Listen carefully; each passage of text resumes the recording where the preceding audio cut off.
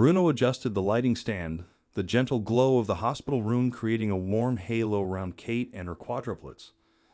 The babies, wrapped in matching pastel blankets, lay peacefully in her arms, their tiny faces serene in slumber. While Kate's exhaustion was clear, her joy shone through, a radiant, almost otherworldly light that made her appear ethereal beneath the fluorescent lights. Bruno had photographed countless families, but this moment felt extraordinary. 4 babies, 4 miracles. He lifted his camera, the shutter clicking softly as he captured the scene. However, as he reviewed the images on his camera screen, something caught his attention. He zoomed in, his breath catching and his fingers trembling slightly as he examined the photograph again.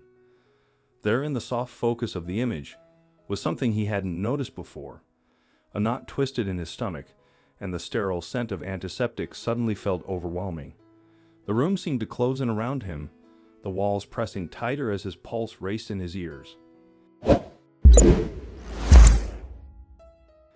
Kate, sitting on the couch with her babies, noticed his expression. Her smile faltered. "Bruno," she asked, her voice soft but firm, "what's wrong?" Bruno opened his mouth, but no words came out.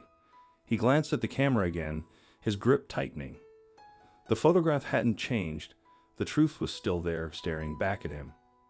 He swallowed hard, his throat dry as sandpaper. How could he tell her? How could he explain what he had just discovered?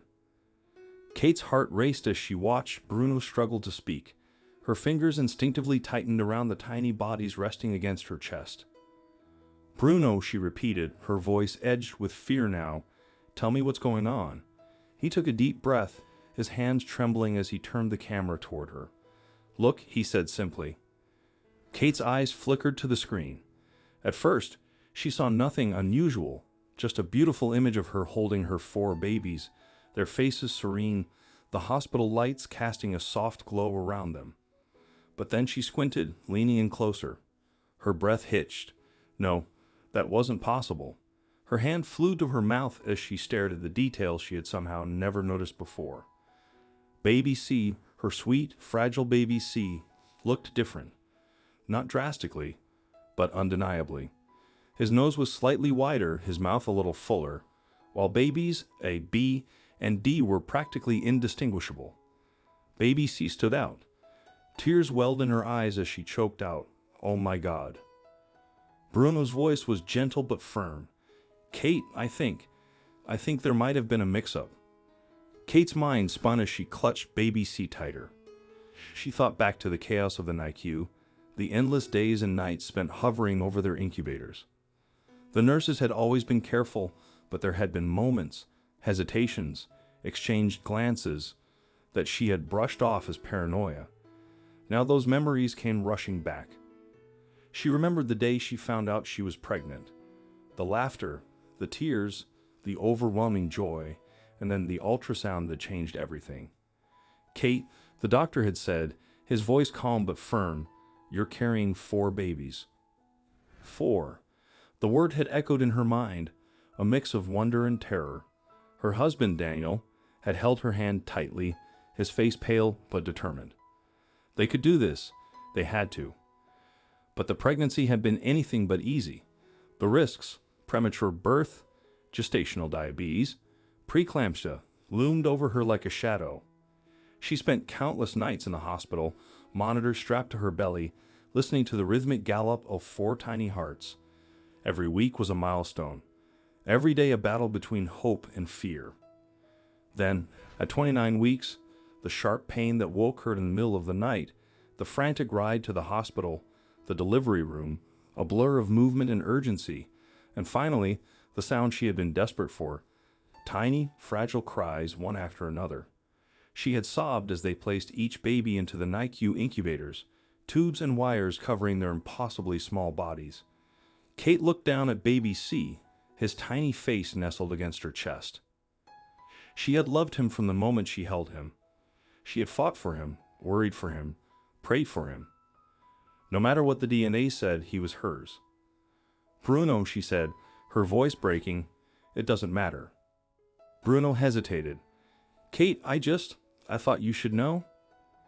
It doesn't matter, she repeated firmly, tightening her arms around the baby. I don't care if there was a mix-up. I don't care what the hospital records say. He is my son. I love him. That's all that matters. Bruno exhaled sharply, his shoulders relaxing slightly. I thought you should know, but I can see it now. He smiled softly. You already made your choice, didn't you? Kate let out a shaky laugh, brushing her fingers across baby C's soft cheek. I made it the moment I held him. Just then, the door swung open, and Dr. Reddy stepped inside. Her expression was unreadable, but there was something in her eyes. Concern, maybe even curiosity. Kate, she said carefully, Nurse Elaine informed me that there was some concern about baby C. Kate clutched the infant tighter, immediately on edge. There's no concern. He's my son. Dr. Reddy nodded, her lips pressing together. Of course he is, but I want to clarify something. Something that might explain why he looks different from his siblings. She sat down across from them, folding her hands in her lap. Kate, do you remember when we discussed hyperovulation? Kate frowned. The term rang a bell, but she had been so overwhelmed during her pregnancy that much of the medical jargon had blurred together. You mentioned it once. You said it was rare. Yes, Dr. Reddy said. Hyperovulation is when a woman releases multiple eggs during ovulation instead of just one. In most cases, fraternal twins result from this, but in extreme cases like yours, it can lead to multiples. And here's where it gets interesting. She leaned in slightly. If two eggs are fertilized by sperm from the same father, the babies will still look similar, like typical siblings. But in rare cases, if the eggs are fertilized at different times, even days apart, it can result in noticeable genetic differences. Kate's breath caught as she looked down at baby C, at his delicate features that had set him apart from his siblings. Are you saying he was conceived separately? Dr. Reddy smiled reassuringly. Not separately exactly. There's a strong chance that baby C was fertilized in a different cycle than the others. His genetic markers might differ slightly, but he is still very much your biological child. Kate's mind reeled. All this time, she had feared a hospital mix-up, but the truth was even stranger. Her own body had created this unique situation. Daniel let out a low whistle, rubbing his chin. So you're saying he's still ours, just on his own schedule? Dr. Reddy chuckled. Exactly. It's rare, but not impossible. Some call it superfetation, though true superfetation is even rarer. But hyperovulation can create similar effects. Bruno, who had been standing by quietly, let out a relieved laugh. So there was no mistake?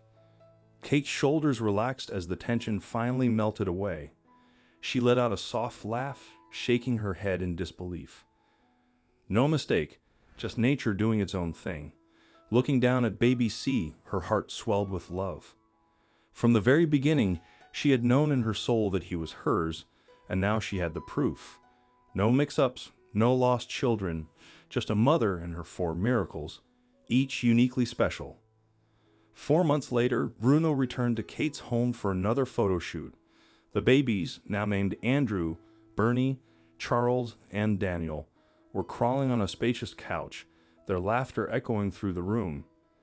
Charles, though still slightly different in appearance, was as happy and healthy as his siblings. Kate watched them with a smile, her heart brimming with joy as Bruno captured the moment. He couldn't help but marvel at the incredible journey they had all taken.